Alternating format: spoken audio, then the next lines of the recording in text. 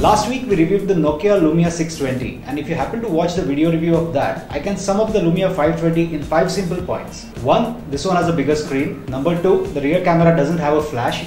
Number 3. There is no front camera. Number 4. The screen doesn't support clear black technology. And number 5. This is 30% cheaper.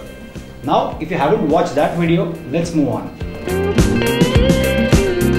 For starters, the build quality of the 520 is quite solid, and just like the 620, this one also comes with interchangeable back panel.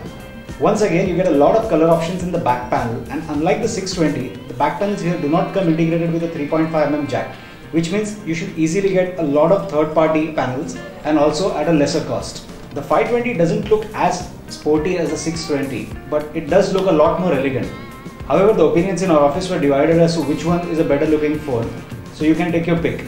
But what is more important is that the phone is compact and ideal for single-handed usage. The Lumia 520 comes with a 4-inch IPS display, and once again the colors are quite vibrant and the picture quite sharp. But this one, since it's a budget offering, doesn't come with the clear black technology, which means the polarization filters are missing on the screen.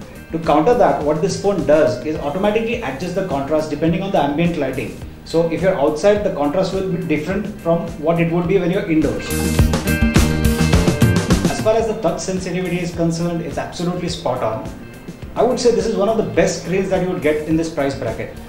Just like the Nokia Lumia 620, this one is also built around the Snapdragon S4 platform with a dual-core 1GHz processor, 512MB of RAM and 8GB of internal storage with a microSD card slot that allows you to expand it further by 64GB. All these numbers do translate into good performance.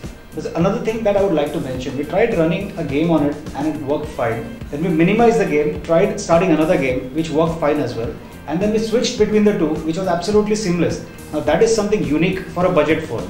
As for the camera, this one comes with a 5-megapixel autofocus camera but lacks a flash, which means low light photography is almost non-existent on this device. Also, though statistically both phones have a 5-megapixel camera, the picture quality of this camera is not as good as the one that you find on the 620.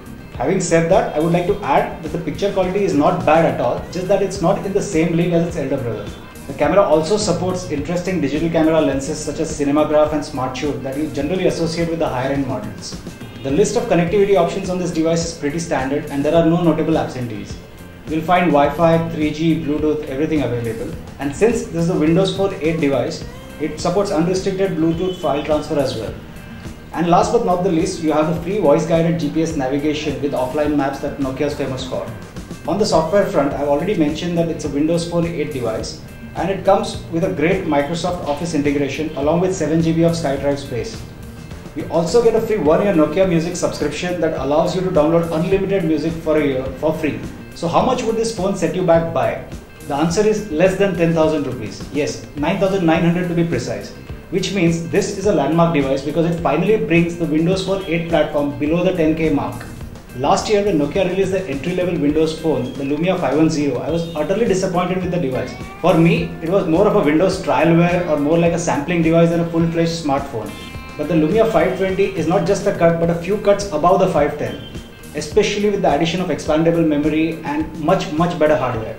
As far as the application support is concerned for the WP8 platform, it's nowhere in the league of iOS or Android, but it's getting better.